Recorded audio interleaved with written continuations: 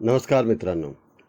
मागच्या आपल्या लेक्चर्समध्ये आपण भारतातील एकूण बँकिंगमधील ज्या वेगवेगळ्या संस्था किंवा बँका कार्यरत आहेत, ज्यामध्ये सार्वजनिक क्षेत्रातील बँका, खाजगी क्षेत्रातील बँका, त्यानंतर आपण भारतातील सहकारी बँका अशा विषयांची माहिती घेतली. आज आपल्याला भारतातील एक आणखीन बँकिंग क्षेत्रातील एक आणखी महत्त्वाचा घटक, तो म्हणजे भारतातील परकीय बँका किंवा भारतातील विदेशी बँका याविषयीची माहिती आज आपल्याला या तासामध्ये घ्यायची आहे. मी प्राध्यापक कुलकर्णी आपल्या सर्वांचं या ह्याच्यामध्ये स्वागत करतो. आपल्या या व्याख्यानामध्ये आजचा विषय आहे फॉरेन बँक्स इन इंडिया.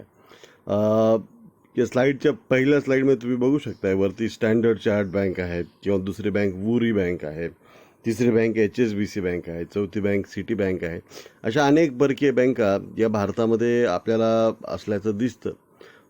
ह्या बँका अगदी गावखेड्यापर्यंत पोहोचलेल्या नाहीत, आणखी तालुक्याच्या शहरांमध्ये सुद्धा या बँकांचं अस्तित्व दिसून येत नाही.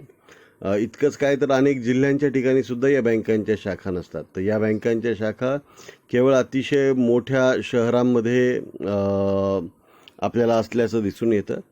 या बँका या आपल्या पारंपरिक बँकांप्रमाणे फार मोठ्या प्रमाणात डिपॉझिट्स गोळा करणे किंवा कर्ज देणे सामान्य व्यक्तींना अशा प्रकारची कार्य करत नाहीत. त्यांचा बिझनेस, त्यांचा एकूण जो कार्यशैली आहे तर ती ही आपल्या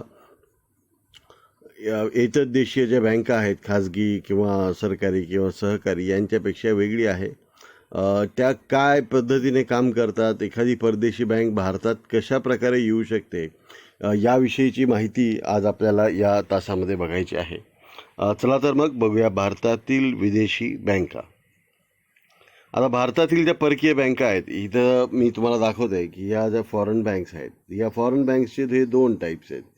पहिला टाईप आहे branch form of presence. Branch form of presence म्हणजे या बँकांची मूळ शाखा परदेशामध्ये असते आणि त्या मूळ जी शाखा असते ती परदेशात असते आणि तिची एक शाखा केवळ त्यांनी भारतात उघडलेली असते. याला म्हणतात ब्रँच फॉर्म ऑफ प्रेझेन्स. आणि दुसरं म्हणजे काय की दुसरं असतं ते म्हणजे रिप्रेझेंटेटिव्ह ऑफिस. रिप्रेझेंटेटिव्ह ऑफिस म्हणजे which is actually not a branch. म्हणजे फक्त त्या बँकेचं इथलं थोडंफार काम करण्यासाठी एखादी शाखा असते. त्या शाखेला पूर्णपणे बँका ज्या प्रकारे कार्य करतात, म्हणजे ठेवी स्वीकारणे, कर्ज देणे किंवा मागत्या क्षणीच पैसे परत करणे, असे वेगवेगळी जी कामं असतात किंवा ह्या गोष्टी करण्याची परवानगी दिलेली नसते. तर अशा बँका या फक्त पैशाचे ट्रान्सफर एका देशातनं दुसऱ्या देशात किंवा त्यांना जर काही विशेष त्यांच्या सेवा असतील त्या भारतात द्यायच्या असतील, त्यांची आपल्याला गरज असेल, तर अशा बँकांना आपण काय करतो, रिप्रेझेंटेटिव्ह ऑफिस उघडण्याची परवानगी देतो. म्हणजे भारतातील परकीय बँकांच्या भारतातील जे अस्तित्व आहे तर ते प्रामुख्यानं दोन प्रकारचं आहे. ब्रँच फॉर्म ऑफ प्रेझेन्स म्हणजे शाखेच्या स्वरूपातील त्यांची उपस्थिती आणि त्यांच्या प्रातिनिधिक कार्यालयाद्वारे आपल्या इथं असणारी त्यांची उपस्थिती. तर प्रातिनिधिक कार्यालय जे असतं तर ती बँक नसते, तर ती फक्त कार्यालय असतं की जिथं त्या बँकेचे कार्य चालत असतात. पण ते बँकिंग विषयक म्हणजे सामान्य व्यापारी किंवा कमर्शियल बँकेप्रमाणे ती कार्य नसतात. आपण पुढे जाऊ. आता what is the share of foreign banks in the banking business in India. आता या बँकांचा आपण अभ्यास करतोय प्रामुख्याने, पण या बँकांचा एकूण भारतातील जी बँकिंग व्यवस्था आहे तर त्यामध्ये एकूण वाटा किती आहे हे जर आपण बघायला गेलो तर आपल्याला असं आढळून येईल की foreign banks account for less than 1% of total branch network in the country.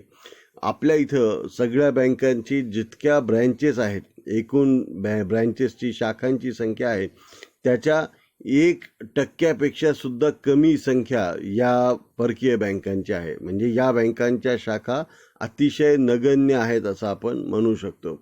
अतिशय कमी शाखा असताना सुद्धा तर जो आपण दुसरा मुद्दा पाहिला, however they account for approximately 7% of the total banking sector assets and around 11% of the profits. तर जर एकूण बँकिंग व्यवस्थेमध्ये या ब्रँचेस, या बँकांचे जर आपण बघितलं की त्यांची मालमत्ता किती आहे, आणि त्यांचा नफ्याची क्षमता किती आहे, तर आपल्याला असं आढळून येईल की यांच्या शाखा एकूण बँकाच्या शाखापैकी च्या तुलनेत 1% जरी कमी असल्या तर ह्या कमी संख्येने असणाऱ्या शाखामधून या बँका मोठ्या प्रमाणात आपले व्यवहार करतात. त्यामुळं एकूण बँकिंग सेक्टरचे जे किंवा बँकिंग क्षेत्राची जी काही एकूण मालमत्ता आहे त्यापैकी 7% मालमत्ता आणि 11% नफा ह्या परकीय बँका कमवतात. याचाच अर्थ काय की या बँकेची एक ब्रांच ही आपल्या खाजगी बँकेच्या किंवा आपल्या सरकारी बँकेच्या 10 पटीने तिची मालमत्ता आणि नफा मिळवण्याची क्षमता आहे. मग या बँका असा काय बिझनेस करतात की ज्यामुळं त्यांना इतका मोठ्या प्रमाणामध्ये नफा होतो? चला बघूयात ना. Most of the foreign banks in India are niche players and their business is usually focused on trade finance, external commercial borrowings, wholesale lending, investment banking and treasury services. मग या बँकांचं प्रमुख कार्य काय आहे की ज्यातून त्यांना इतका मोठ्या प्रमाणात नफा मिळतो?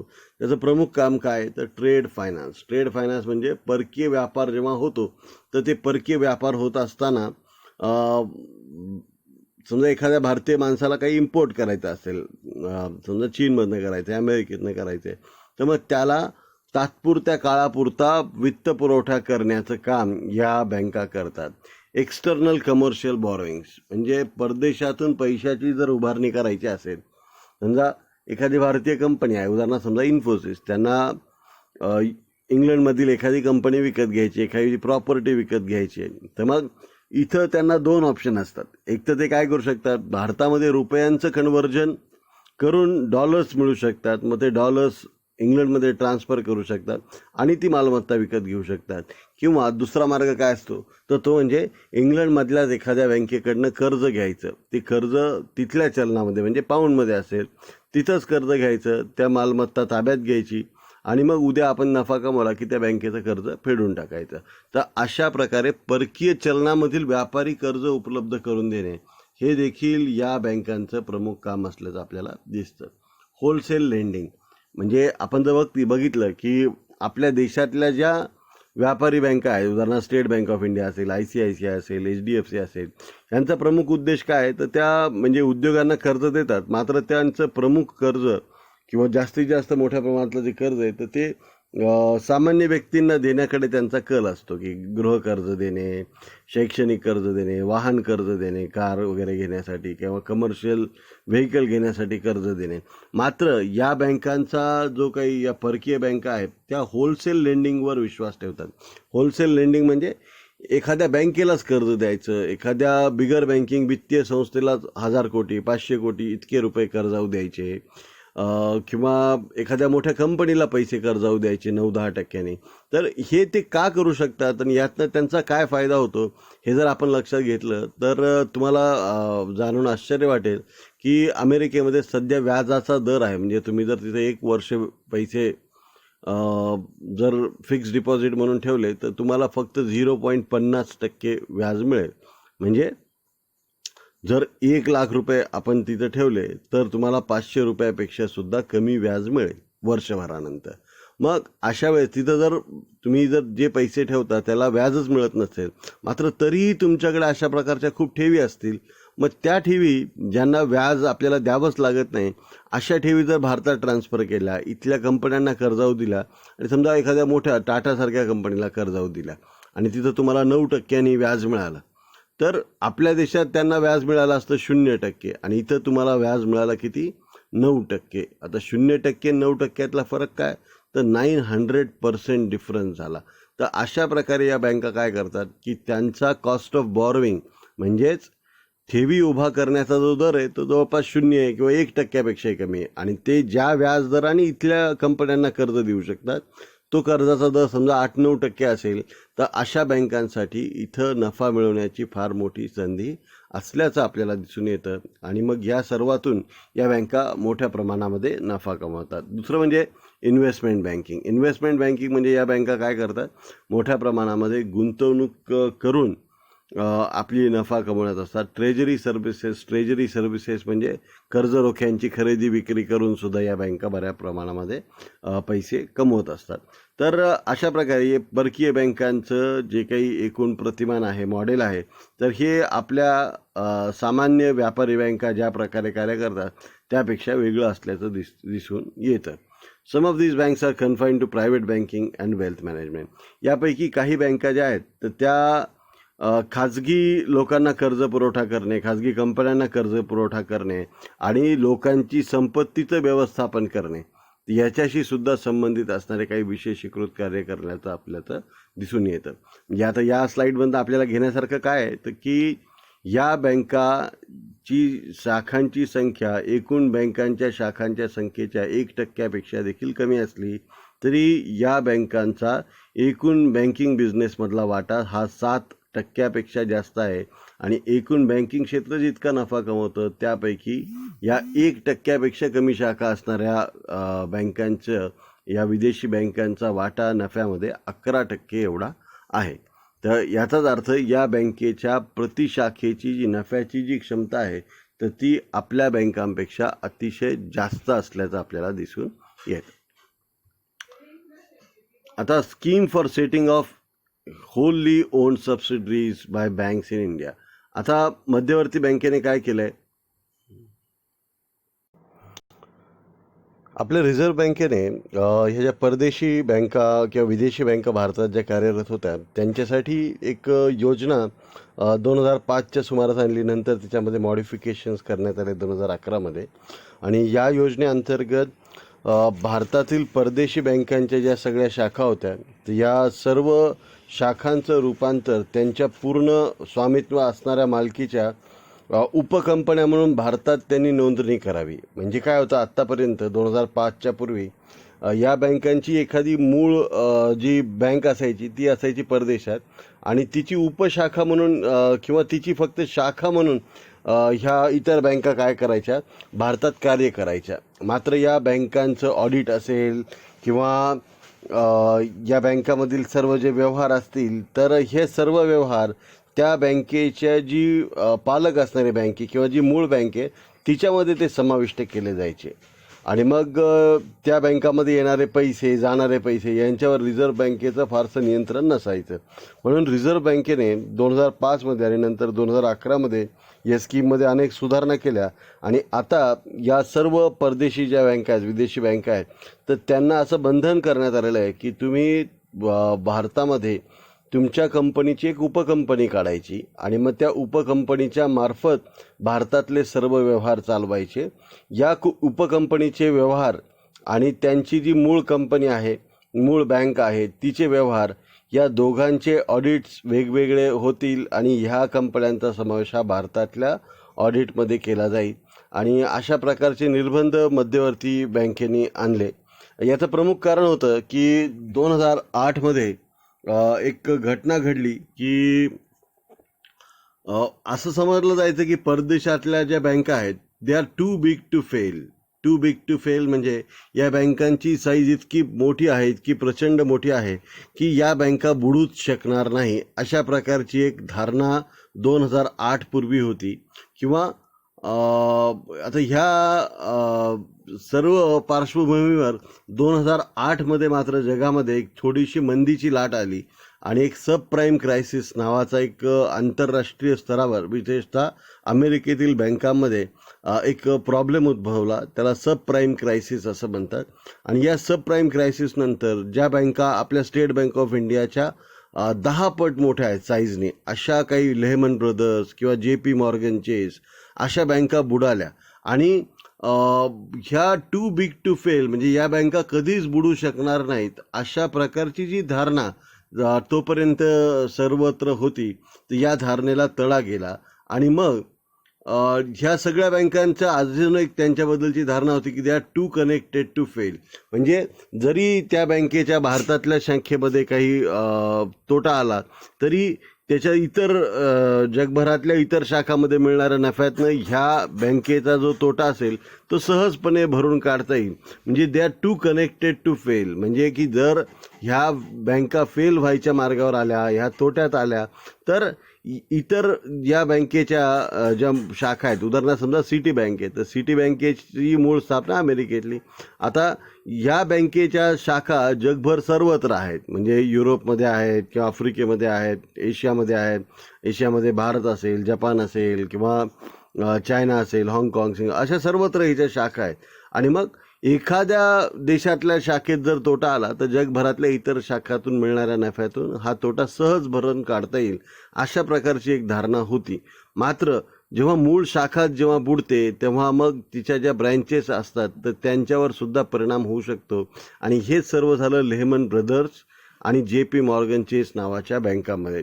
आपल्या सुदैवाने या बँकांचे फार मोठे व्यवहार भारतामध्ये नव्हते, त्यामुळे ह्या बँका जेव्हा अमेरिकेत बुडाल्या तेव्हा त्याचा फारसा अनिष्ट परिणाम हा भारतीय बँक व्यवस्थेवर झालेला नाही. मात्र त्यातही जी सिटी बँक होती तर सिटी बँकेचं भारतात फार मोठं अस्तित्व होतं आणि सिटी बँकसुद्धा संकटात आली होती. मात्र अमेरिकन सरकारच्या हस्तक्षेपामुळं सिटी बँक ही म्हणजे अगदी बँक बुडण्यापासून वाचल्या गेलेली आहे. तर अशा प्रकारची ही जी व्यवस्था होती, या बँका बुडूच शकत नाही किंवा ह्या बँकांचं आंतरसंबंध एवढे आहेत की एखादी बँक बुडायला लागली तर दुसरीकडनं मदत येऊ शकेल, या सगळ्या धारणेला ग्लोबल फायनान्शियल क्रायसिस 2008 म्हणजे 2008चा जो जागतिक वित्तीय क्रायसिस किंवा आपत्ती निर्माण झाली होती, जागतिक वित्तीय आपत्ती 2008, तर ह्याच्यातमधून असं अधोरेखित झालं की या बँकासुद्धा संकटात येऊ शकतात. आणि ह्यामुळंच मग रिझर्व्ह बँक ऑफ इंडियाने काय केलं की या बँकांचं आपल्या मूळ बँकेशी असणारं जे काही नातं आहे तेच तोडून भारतामध्ये जर तुम्हाला त्या कंपनीची एखादी ब्रँच उघडायची असेल तर तुम्हाला ती पूर्णपणे भारतात रजिस्टर करावी लागेल. तिचे पूर्ण व्यवहार हे तिच्या मूळ बँकेपेक्षा स्वतंत्रपणे ठेवता येतील आणि त्या व्यवहारामध्ये ट्रान्सपरन्सी असेल, अशा प्रकारची नियमावली आणली. आता ही नियमावली काय हे आपण जरा बघतोय. What is the RBI policy towards foreign banks in India? Reserve bank of इंडियाची भारतात येणाऱ्या परकीय बँकांविषयीचं काय धोरण आहे? तर RBI's policy is based on 2 cardinal principle, म्हणजे अतिशय महत्त्वाच्या अशा 2 तत्वांवर भारतातील परदेशी बँकांना आपण जी वर्तवणूक देतो, त्यांना आपण ज्या नियमनामध्ये ठेवतो, ही 2 महत्त्वाच्या गोष्टींवर अवलंबून आहे. एखाद्या परदेशी बँकेला जर विदेशी बँकेला भारतात यायचं असेल तर त्यासाठी आपण 2 क्रायटेरिया, महत्त्वाचे जे क्रायटेरिया आहेत ते निकष लावतो. आणि ते निकष काय? By reciprocity. पहिलं काय? रिसिप्रोसिटी. तर रिसिप्रोसिटी म्हणजे जर त्या बँकेला भारतात शाखा उघडायची असेल तर, आणि ती बँक समजा इंग्लंडमध्ये असेल आणि त्या इंग्लंडमधल्या एखाद्या बँकेला भारतामध्ये तिचं एखादी ब्रँच उघडायची आहे, तर अशा वेळेस ती बँक भारतीय बँकांना इंग्लंडमध्ये येऊ देते का? आणि जेव्हा आपण तिथे लायसन्स मागण्यासाठी भारतीय बँक जाते आपली शाखा उघडण्यासाठी, तिला कशा प्रकारची वागणूक दिली जाते यावरून त्या बँकेला भारतात लायसन्स द्यायचं किंवा नाही हे मध्यवर्ती बँक ठरवत असते. अतिशय महत्त्वाची गोष्ट मित्रांनो, लक्षात घ्या की it means that overseas banks are given near national treatment in India only if their home country allowed Indian banks to open branches there without much restrictions. म्हणजे परदेशातील बँकांना भारतात शाखा उघडण्याची परवानगी आहे, मात्र केव्हा? जर those countries allow Indian banks to open branches there without much restrictions. म्हणजे ह्या बँकांचे जे या विदेशी बँकांच्या देशामध्ये जर भारतीय बँकांना फार कुठल्याही अटीतटींना सामना न करता त्यांना तिथं शाखा उघडण्याची जर परवानगी असेल तरच आपण त्या देशातल्या बँकांना भारतात आपल्या ब्रँचेस किंवा शाखा उघडण्याची परवानगी देतो. तर याला काय म्हणतो आपण? प्रिन्सिपल ऑफ रिसिप्रोसिटी किंवा याला मराठीमध्ये आपल्याला म्हणायचं असेल तर प्रतियोगी सहकारितेचे तत्व असं आपल्याला म्हणता येईल. प्रतियोगी सहकारितेचे तत्व म्हणजे काय? तुम्ही मला जशी वागणूक द्या तशीच वागणूक मी सुद्धा तुम्हाला देईन. आता दुसरं म्हणजे काय? सिंगल मोड ऑफ प्रेझेन्स, म्हणजे आपल्या देशातील अस्तित्वाचा एकच मोड किंवा एकच प्रकार सध्या रिझर्व्ह बँकेने अस्तित्वात ठेवलेला आहे.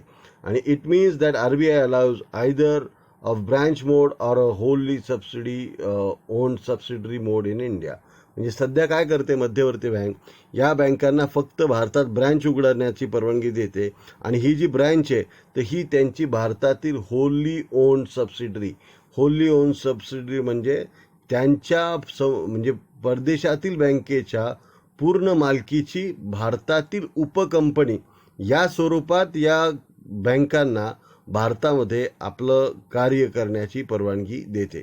याचबरोबर आहे ना की हे जे दोन महत्त्वाचे प्रिन्सिपल आहेत की त्यांना फक्त आपली एक स्वतःच्या पूर्ण स्वामित्व मालकीची उपकंपनी भारतात काढता येईल आणि तिच्या मार्फतच सर्व व्यवहार चालवले जातील. ही जी होलली ओन सबसिडरी असेल तर या सबसिडरी मार्फत होणारे सर्व व्यवहार हे मध्यवर्ती बँकेच्या निरीक्षणाखाली चालतील. असं असेल तरच ब्रँच उघडता येईल आणि प्रतियोगी सहकारिता म्हणजे तुम्ही जशी आम्हाला वागणूक द्याल त्याच प्रमाणामध्ये आम्ही तुम्हाला वागणूक देऊ, या दोन तत्वावर आधारित असणारी वागणूक रिझर्व्ह बँक ऑफ इंडिया परदेशी बँकांना देते. याचबरोबरीनं इतर जी धोरणं आहेत की जी परदेशी बँकांविषयीचे आहेत ते म्हणजे काय, adherence to capital mandated capital adequacy requirements Basel standard. की जगभरामध्ये ज्या बँका आहेत ते त्या बँकांनी काय केलं पाहिजे की आपण मागच्या वर्षी शिकलोय की बँकिंगची जी मूलभूत तत्त्व आहेत त्यामध्ये काय की लिक्विडिटी, प्रॉफिटेबिलिटी म्हणजे सुरक्षितता, लाभता, रोखता, तर हे तीन जी महत्त्वाची तत्त्व आहेत तर या तीन तत्वाचं पालन करायचं आहे. आणि हे जी तीन तत्त्व आहेत तर मग एकीकडे बँका स्थापन झालेल्या असतात लाभ मिळवण्यासाठी, मात्र त्यांना दुसरीकडे काय करावं लागतं, सुरक्षितता, ठेवीदारांच्या ठेवी ज्या असतात त्यांच्या सुरक्षिततेवर सुद्धा लक्ष द्यावं लागतं. आणि आपण पाहतो की बँका काय करत असतात, त्यांच्याकडे येणाऱ्या ठेवींच्या अनेक पटींनी त्या ठेवी तयार करतात. त्याला आपण मराठीत म्हणतो बहुविध पतपैशाची निर्मिती, मल्टिपल क्रेडिट क्रिएशन. मग ही बहुविध पतपैशाची निर्मिती म्हणजे काय, बँका जर गुंतवणूकदारांनी 100 कोटी जमा केले तर बँका त्याच्या साहाय्यानं 500 कोटी इतका पतपैसा तयार करू शकतील. मात्र हा जो पतपैसा आहे तर हा पतपैसा किती असावा, अर्थव्यवस्थेत पतपैसा जास्त निर्माण झाला तर काय होतो, पतपैसा कमी असेल तर काय निर्माण होतो, या सगळ्याविषयीची माहिती आपण मागच्या तासामध्ये बघितलेली आहे. मात्र ही पतपैसा तयार करत असताना बँकांना नेहमीच रोखतेकडे लक्ष द्यावं लागतं. जे बँकेचे ठेवीदार मागता क्षणीच पैसे परत करण्याच्या अटीवर बँकांनी ठेवी स्वीकारलेल्या असतात. आणि मग ह्या जर ठेवी परत करायच्या असतील तर बँकांकडे पुरेशा प्रमाणामध्ये रोखता असणं गरजेचं आहे. बँका ज्या लोकांना कर्ज देतात तर त्या कर्जाची सुरक्षितता त्यांनी जपणं गरजेचं आहे. आणि या सुरक्षितता, रोखता यांच्याविषयीची आंतरराष्ट्रीय मानके ठरवण्यासाठी बेझेल स्टँडर्ड किंवा युरोपमधलं एक शहर आहे, त्या बेझेल नावाच्या शहरामध्ये याविषयीची आंतरराष्ट्रीय मानकं ठरवली जातात. आणि या बेझेल शहराच्या निकषांनुसार म्हणजे बेझेल स्टँडर्ड म्हणजे बेझेल निकष यांच्यानुसार कॅपिटल ॲडिक्वेसी रिक्वायरमेंट्स म्हणजे किती प्रमाणात रोखता बँकांनी राखली पाहिजे तर ह्यासाठी मार्गदर्शक तत्त्व जाहीर केली जातामध्ये. तर भारतामध्ये जर एखाद्या बँकेला आपली शाखा उघडायची असेल तर तिला 5 बिलियन रुपीज म्हणजे 5 बिलियन रुपये म्हणजे बिलियन म्हणजे 100 कोटी, 5 बिलियन म्हणजे 500 कोटी रुपये हे त्यांना काय करावे लागतात, भारतामध्ये किमान भांडवल म्हणून आणावे लागतात. आणि त्यानंतरच त्यांना आपले व्यवहार सगळं सुरू करता येऊ शकतात. आता या बँकांचं दे हॅव टू मेंटेन, त्यांना किती कॅपिटल ॲडिक्वेसी रेशो किती मेंटेन करावा लागतो, CRAR ज्याला आपण वैधानिक रोखता म्हणतो त्यांना CRR किती मेंटेन करावा लागतो, 10%. म्हणजे एकूण त्यांनी जेवढ्या ठेवी जमा केलेल्या आहेत त्यापैकी 10% ठेवी या त्यांना रोख राखीव निधीच्या स्वरूपात रिझर्व्ह बँक ऑफ इंडियाकडे ठेवाव्या लागतात. त्याचबरोबरीनं आपण जर बघितलं की या बँकांना सुद्धा, भारतीय बँकांना ज्या प्रकारे भारतातील जी काही प्रमुख क्षेत्र आहेत, उदाहरणार्थ समजा कृषी क्षेत्र असेल किंवा रिझर्व्ह आपल्या वित्त मंत्रालयाने ज्या क्षेत्रांना प्राधान्य क्षेत्र म्हणून निवडलेलं असतं, मग ते आपल्या रिझर्व्ह बँकेला कळवतात आणि रिझर्व्ह बँक मग गाईडलाईन जाहीर करते सर्व बँकांना दरवर्षी की तुम्ही या क्षेत्रांना प्राधान्यक्रमाने कर्ज द्या.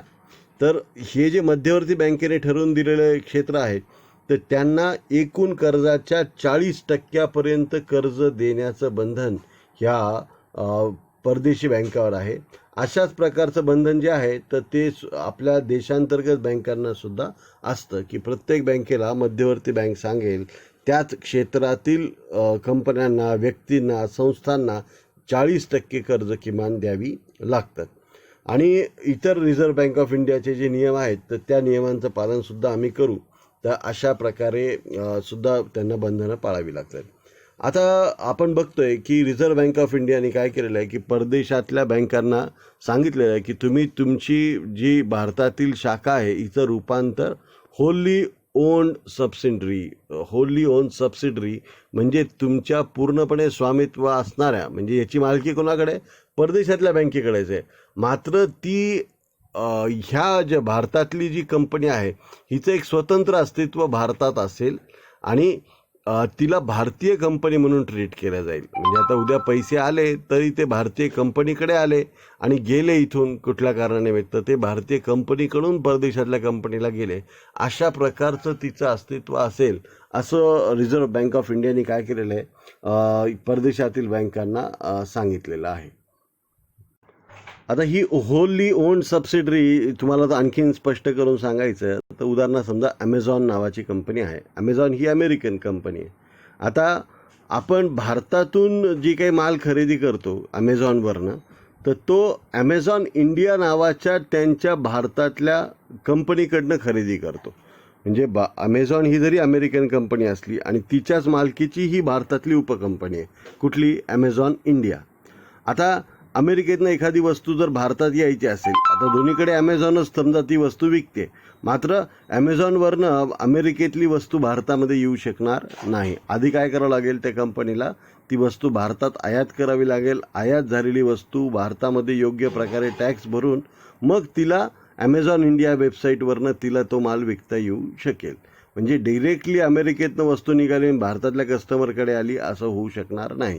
याचं प्रमुख कारण काय, तर भारतामध्ये तिचे टॅक्सेस व्यवस्थित दिल्या गेलेले आहेत किंवा नाही, ती वस्तू भारतात आयात करण्यासाठी सुरक्षित आहे किंवा नाही, याला भारत सरकारच्या आयात निर्यात विभागाने परवानगी दिली आहे किंवा नाही, हे बघून मग ती वस्तू आपल्याला आणता येईल. डायरेक्टली एखादी वस्तू परदेशातनं भारतात आणता येणार नाही. तर अशा प्रकारचं वर्तन जेव्हा बँकेविषयी सुद्धा केलं जातं, उदाहरणार्थ समजा सिटी बँक, तर सिटी बँक ही समजा किंवा HSBC बँक आहे. HSBCचा अर्थ आहे हाँगकाँग अँड शांघाय बँकिंग कॉर्पोरेशन. ही नाव जरी हाँगकाँग आणि शांघाय असलं तरी हिचं मुख्यालय इंग्लंडमध्ये आहे आणि इंग्लंडमधली ही कंपनी किंवा बँक तर भारतामध्ये मोठं अस्तित्व आहे HSBC बँकेचं. आता ही जी HSBC बँक आहे तर तिची भारतातील जी शाखा आहे तिचं नाव आहे HSBC आणि कंसात लिहिलं असतं इंडिया, HSBC इंडिया. आणि परदेशातली किंवा जी जागतिक स्तरावर काम करते तिचं नाव आहे HSBC बँक. तर HSBC बँक आणि HSBC इंडिया आणि ची जी शाखा आहे तिचं नाव काय, HSBC इंडिया.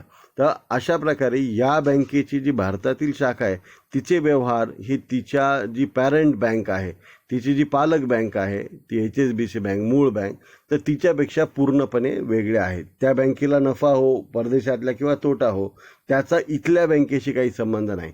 या बँकेला होणारा नफा आणि तोटा ह्याची रिपोर्टिंग त्या बँकेला मध्यवर्ती बँकेस करावी लागते, म्हणजे रिझर्व्ह बँकेला करावी लागते. आणि उद्या समजा या बँकेला तोटा निर्माण झाला तर मग हिला जर परदेशातल्या आपल्या मूळ बँकेकडनं काही पैसे पाहिजे असतील तर ते मध्यवर्ती बँकेच्या परवानगी कितीही पैसे आणता येऊ शकतात.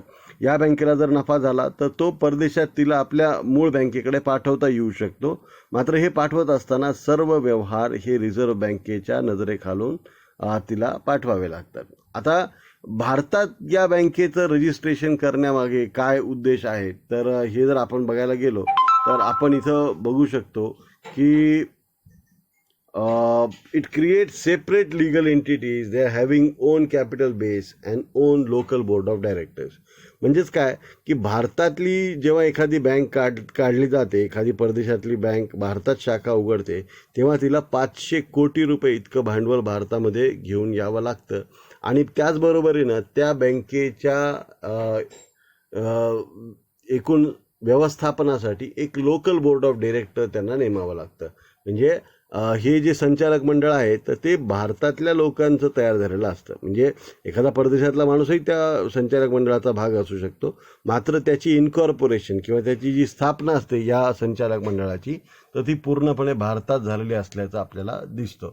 It ensures that there is a clear delineation between the assets and liabilities of the domestic bank and those of its foreign parent, and clearly provides the ring-fenced capital and assets within the host country.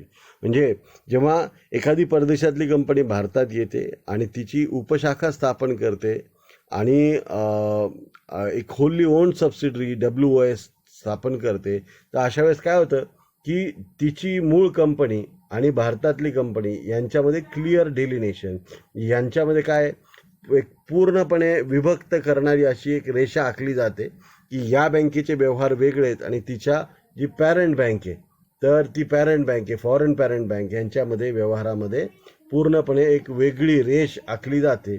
आणि भारतातल्या जी branch आहे तर तिची एकूण भांडवल आणि तिची मालमत्ता आणि तिच्या फॉरेन पॅरेंटची भांडवल आणि मालमत्ता यांच्यामध्ये एक अगदी स्पष्ट सीमारेषा आखली जाते. It imparts clarity and certainty with respect to applicability of the laws of the country of incorporation and locally incorporated subsidiary. तर यामुळं काय होतं, आणखीन एक म्हणजे ती कंपनी भारतात स्थापन झाल्यामुळं तिची परदेशातली तिची पॅरेंट कंपनी, पालक कंपनी आणि भारतातील तिची उपशाखा या दोघांमध्ये एक प्रमुख फरक त्यामध्ये येतो. आणि ह्यामुळं या दोन्ही चं कायदेशीर जे अस्तित्व असतं ते वेगवेगळं असतं. A locally incorporated bank has its own board of directors and these directors are requested to act in the best interest of the bank to prevent the bank from carrying business in a manner likely to create a risk of serious loss to the bank's creditors किंवा depositors.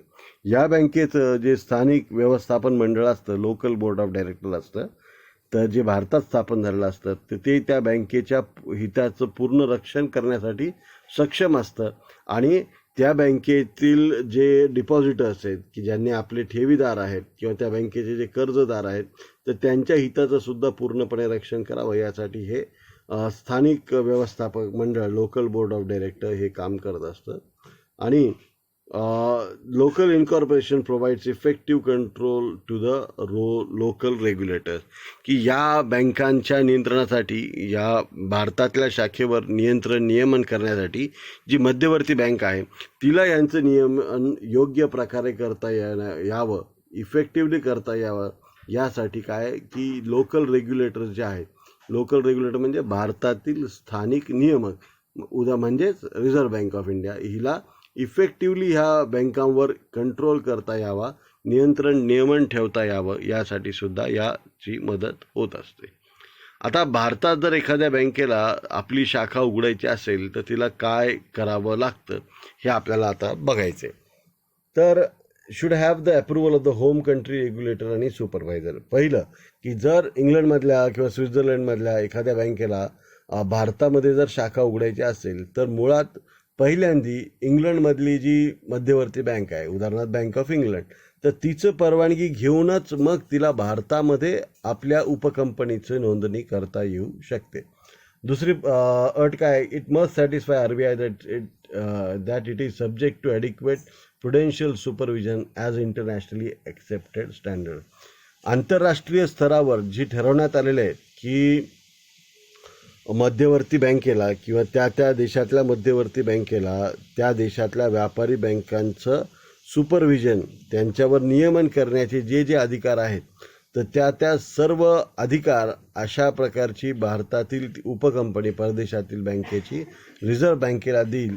हे जर मान्य असेल तरच reserve bank of India अशा परदेशी बँकेला भारतात आपली शाखा उघडण्याची किंवा आपली होली ओन सबसिडरी काढण्याची परवानगी देते. The factors taken into account while considering applications include following. या दोन अटींच्या व्यतिरिक्त खालील जे अटी आहेत यासुद्धा एखाद्या बँकेला भारतामध्ये आपली शाखा उघडण्याची परवानगी देताना दिलं जातं. Economic and political relations with the country of incorporation of the parent bank. जे त्या बँकेची जी परदेशी बँक आहे जिला आपली शाखा उपशाखा भारतात उघडायची आहे तर तिचे भारताशी आर्थिक आणि राजकीय संबंध कसे आहेत यावरून तिला परवानगी द्यायची किंवा नाही ठरवलं जातं. Reciprocity of home country of the parent bank.